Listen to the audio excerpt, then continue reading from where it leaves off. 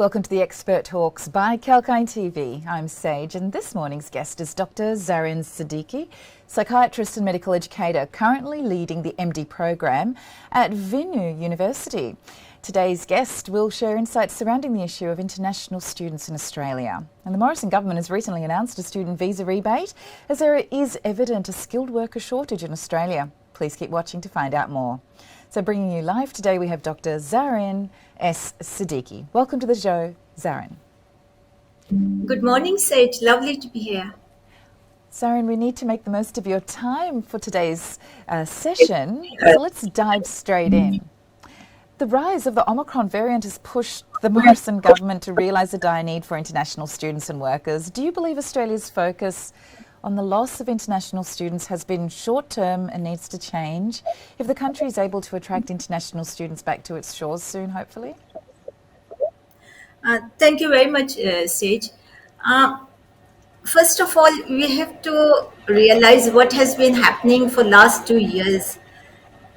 And the acknowledgement should come that not one government, not one individual was prepared to deal with the pandemic. And even now, 2 years down the track, we do not know what's happening, what is going to happen next. So at the time the decisions were made, which were of course short term, they were more in the favor of the citizens and the voters. But now the focus has to change.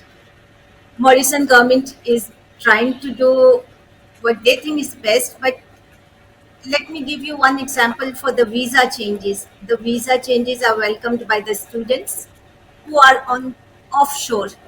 Students who are onshore and their visas are expiring are not benefiting from this.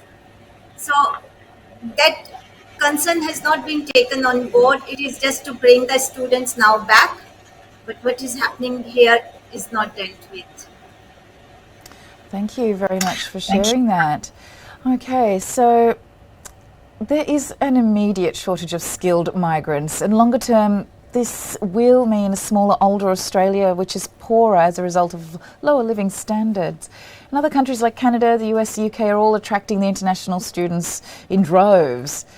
What are the possible actions we can take as a country to not end up in such a crisis, in your opinion?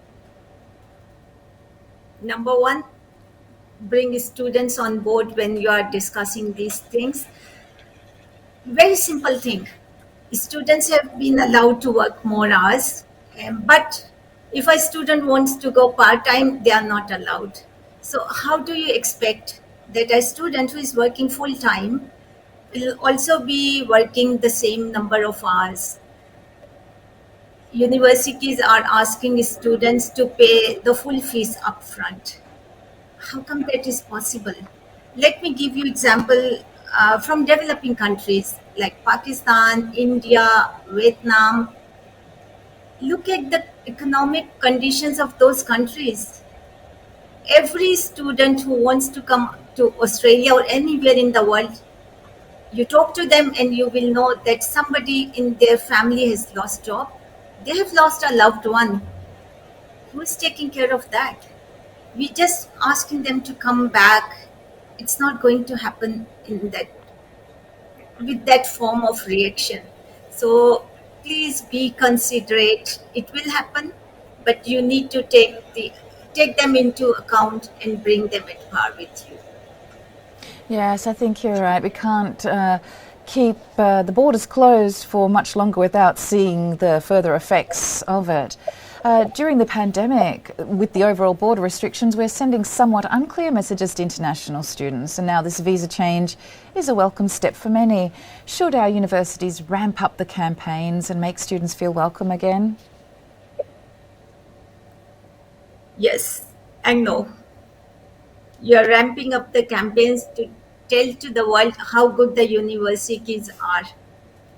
What will you get when you are on board? But remember, actions speak louder than words.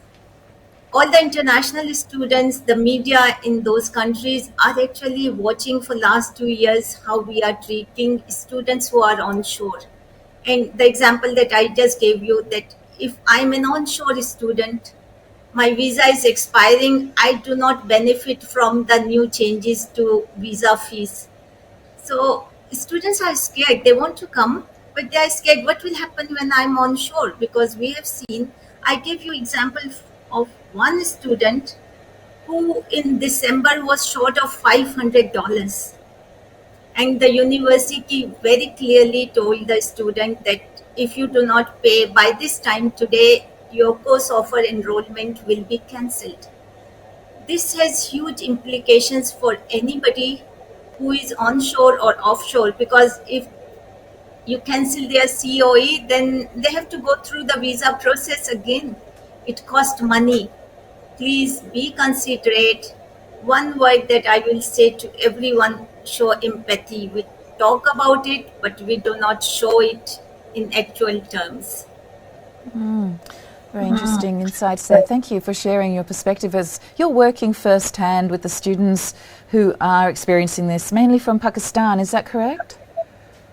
Pakistan, Vietnam, and we have got so many Indian students who also, because we did a big submission in the first 6 months when COVID hit, and a lot of students, I think we had more than 200 students who were coming to our focus group discussions on Zoom. Thank you very much. So you have been in the field of education for many years now. How has your experience in this space been? What do you believe needs to be done in terms of education, and what can Australia's education space offer international students?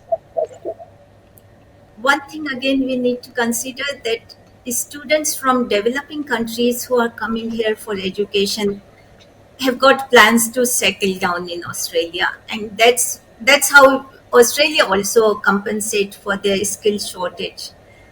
Universities, irrespective of whether we are in pandemic or not, have to offer them work internships, job placements when they are actually studying at university, because once you graduate, you are on your own. There is no support, nothing.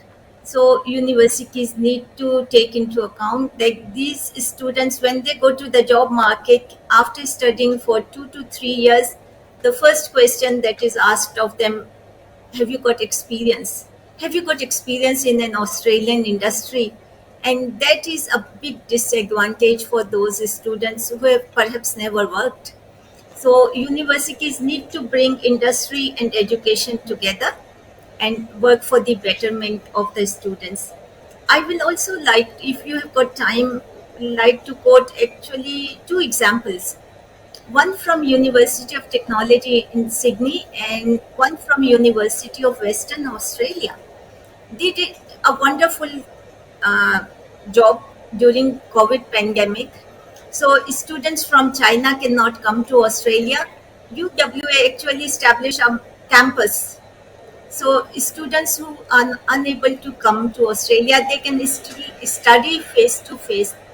This online transition to education has actually made many students lost the interest.